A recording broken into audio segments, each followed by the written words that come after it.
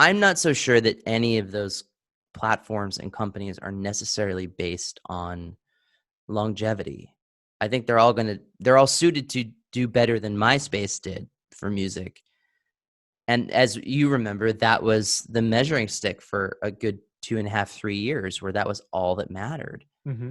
Um, and then when that just disappeared and Facebook kind of became the thing, and then it was likes, and then it's like, it's always going to be something else. And that's okay.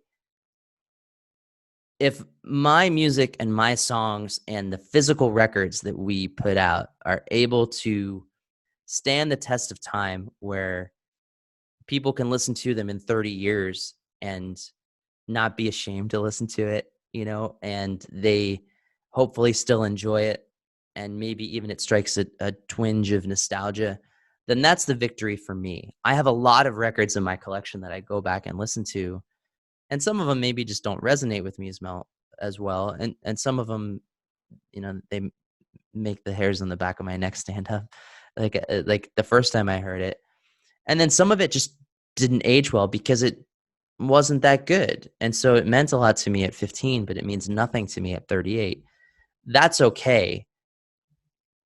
I think in part because I'm able to still hold on to something physical with it. When it loses that physicality and I'm tethered to these apps, I don't think Jeff in 20 years is going to give a fuck about any of this shit.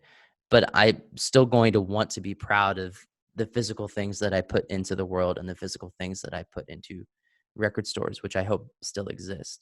So that's the side that I err on. That's the direction that I want to go. Yeah.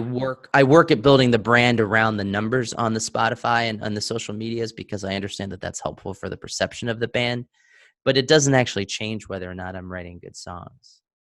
I think I'm writing good songs because I'm working hard at them, and I'm working with good producers that can help me, and good musicians. So that's the most important thing for me.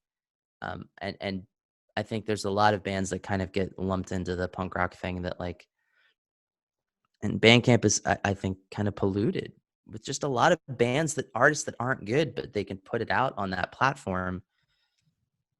In 15 years, are they going to be stoked about it, or are they going to be moved on to something else? Like Tsunami Bomb has been around for a long time. Divided Heaven has been around for 11 years now.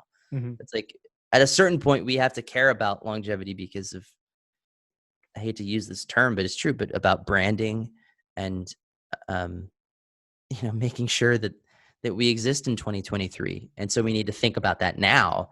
Um,